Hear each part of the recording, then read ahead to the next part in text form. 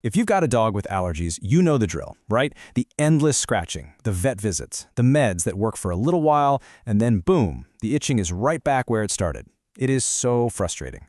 Well, today we're going to break down exactly why that happens. And we're going to explore a totally different way of thinking about it, one that moves away from just silencing symptoms and toward actually rebuilding health from the cells on up.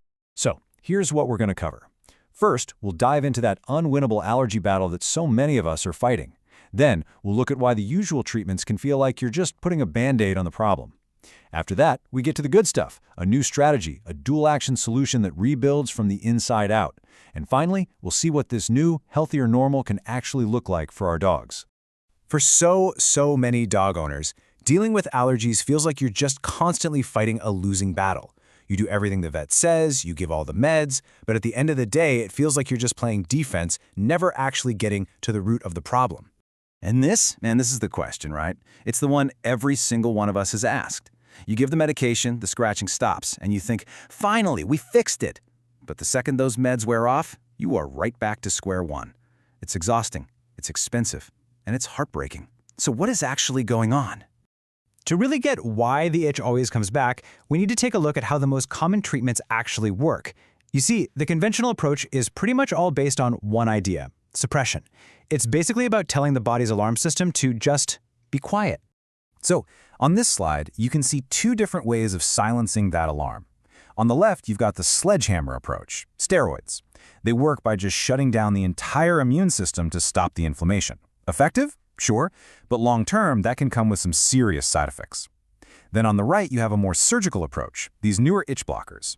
They don't shut everything down. They just find and snip the specific wire sending that itch signal to the brain. But here's the catch with both. The fire that's causing all the smoke is still burning. And this quote just nails it perfectly.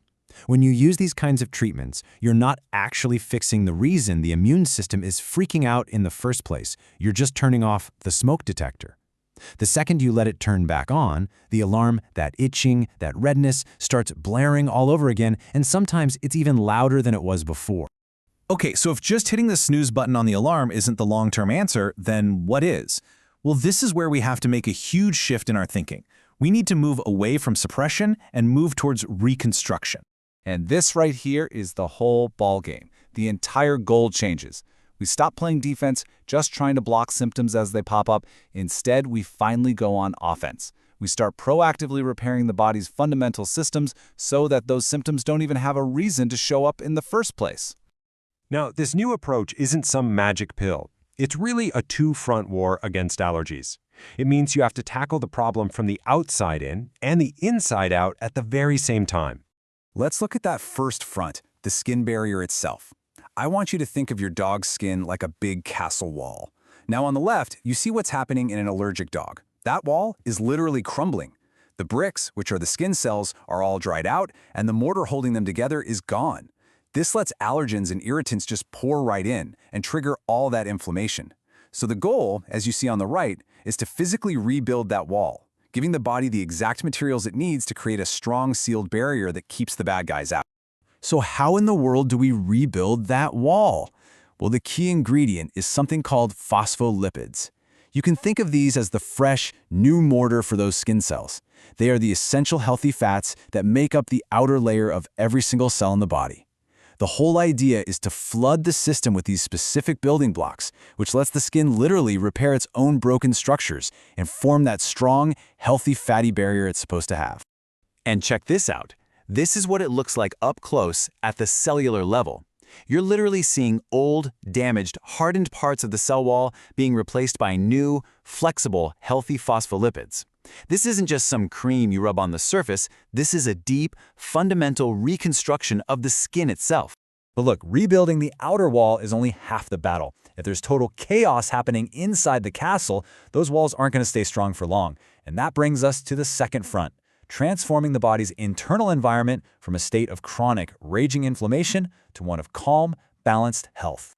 This internal reset is done using a very targeted nutritional strategy. Sometimes it's called metabolic therapy. It uses a specific cocktail of natural agents that all work together to basically hit the reset button on the body's metabolism. Now, the goal here is not to suppress the immune system. Instead, the goal is to create such a clean, healthy, low-inflammation environment on the inside that the immune system can finally chill out, because there's no longer a fire it needs to fight. So, what happens when you put these two things together?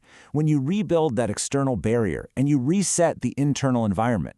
What does that actually look like? What are the tangible results? This chart just lays it all out, crystal clear. Look at the difference in the goal. Conventional therapy is just about blocking signals. This new approach is about actual repair. Look at the impact on the body. Risk of organ issues on one side versus actively supporting organ function on the other. But for me, the most important line is durability. One path has a high chance of relapse. The other is designed from the ground up to lower the need for medication over time. We're not just hoping for less itching. We're building fundamentally stronger, more resilient skin and a healthier coat. And at the end of the day, this is what it's all for. A happy dog, a comfortable dog. The real goal isn't just to stop a symptom. It's to create a state of true health where the body no longer feels like it needs to attack itself. It's about restoring that natural balance so your dog can just get back to being a dog. So, I want to leave you with this one final thought to chew on. This whole approach really asks us to reframe how we think about chronic conditions.